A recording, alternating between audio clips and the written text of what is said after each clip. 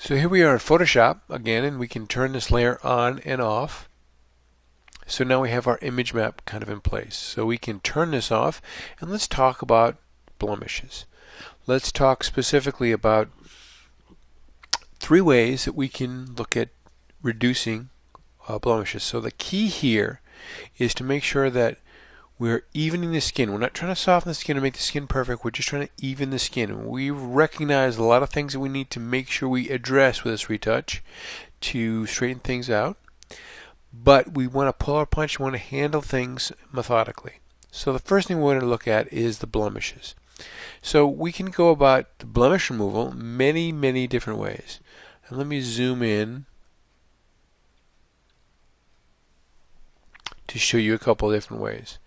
Now, we can use a lot of the retouch tools that are being used are found in here, and like say the patch tool.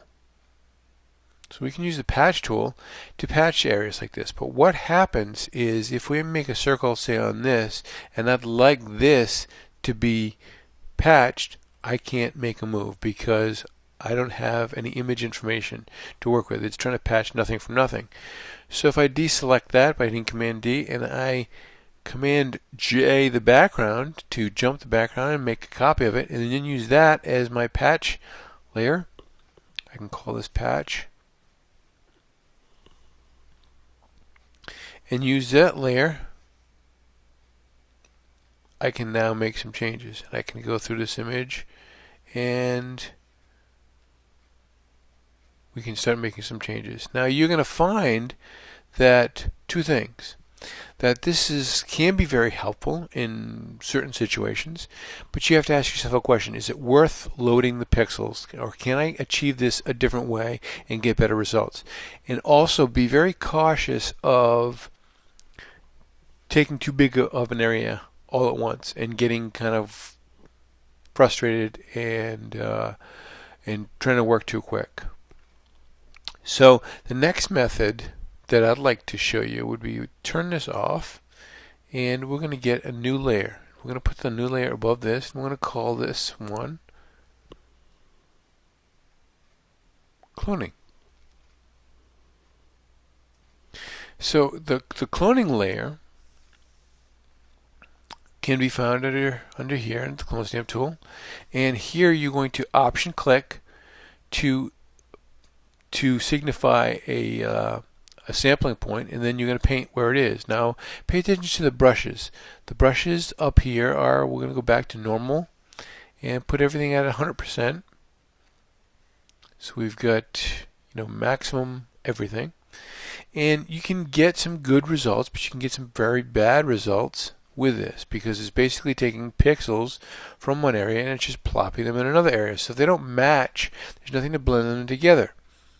So let's hit Command, Option, and then Z once, twice, 3 times, and then we'll go back to our layer. So working with the clone tool can be very beneficial in a lot of situations, but making sure that you get some texture blending in here is also very important. So we're going to look at, under the patch tool, we're going to look under here, this healing brush tool. Not the spot healing brush. Now notice that my brush is a different shape. It's angular and it is thin.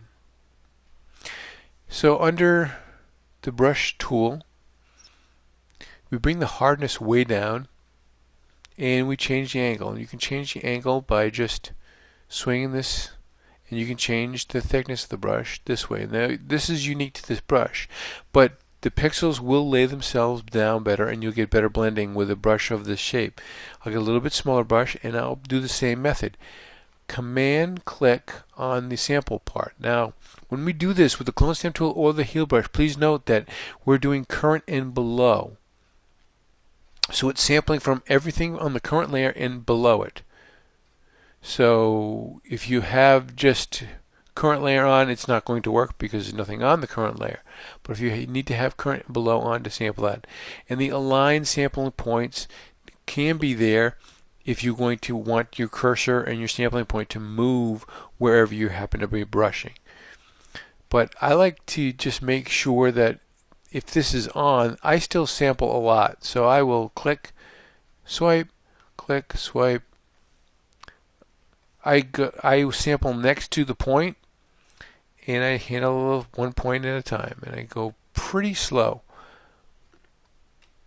and very methodical. And again, my objective is just to basically even the skin. I'm not looking to soften the skin. I'm just looking to take down these blemishes that that my skin softening is not going to address. And the more you do this, the more you'll understand what your skin softening will be able to accomplish and what it won't. Now, these edges can be kind of tricky, so getting in close, or also using a small brush and using small strokes. Now notice one thing. I am doing things that I'd like to eliminate entirely. Now, what I would normally do is I normally put a lot of emphasis on the heel brush. Spot heel brush is good, but it's kind of a quicker tool. This gives you a little bit more precision because you can actually tell Photoshop where you want the sample to come from, and it's going to blend in accordingly. But now, once this is done, I'm going to call this remove. And everything I do on this layer is going to be removed. So I'm okay with it being 100%. But I'm going to get a layer above this, and I'm going to call this layer reduce. Now you can have multiple reduce layers.